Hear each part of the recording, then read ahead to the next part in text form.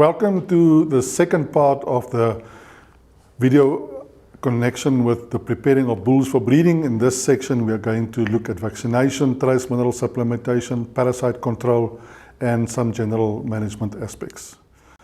First of all, in terms of vaccination, make sure that we don't give live vaccines during the last 60 days before the start of the mating season, because it could cause a fever reaction and that could be negative in terms of the quality of the semen.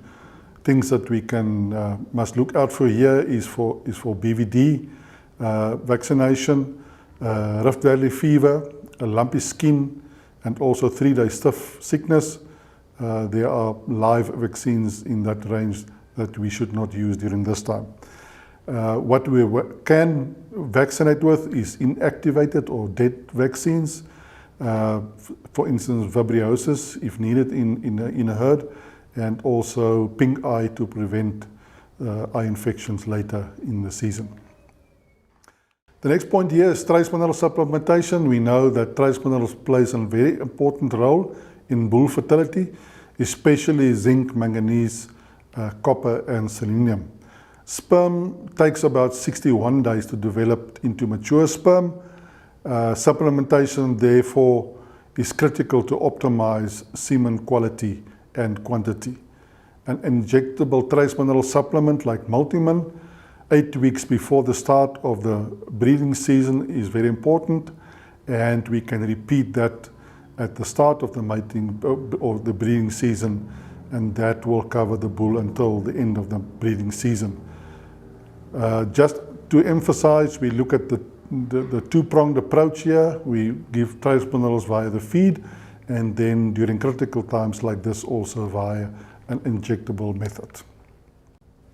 Dr. Ferreira in 2015 did a trial at Onderstepoort with bulls and the effect of Multimin on the bull semen, and the following parameters were significantly improved. First of all, the average concentration of sperms per milliliter, that was significantly improved. Secondly, the number of ejaculates that contained more than 1.2 million sperms per milliliter, and also those that contained 2 million sperms per milliliter, especially important when we do freezing of semen. And then also the number of the percentage of sperm that swims in a straight line was also improved by the Multimin supplementation. The next point is parasite control. In terms of internal parasites, we know that it's not seen as that important in cattle, but we know that it does have a negative effect on the performance, although it's not always that easy to see as with sheep. In liver fluke areas particular, it can result in huge economic losses. We know that the liver is a very important organ within the animal's body, and it does a lot of things, but during this time it also regulates hormone production, which is critical in this pre-breeding and during the breeding period. In terms of external parasites, treat external parasites if and when needed, especially to reduce the transmission of tick-borne diseases and the mechanical damage of the scrotum and the sheath. Fly control could reduce irritation during this time. Some general management aspects to close off: determine the number of bulls that you will need for the breeding season well in advance.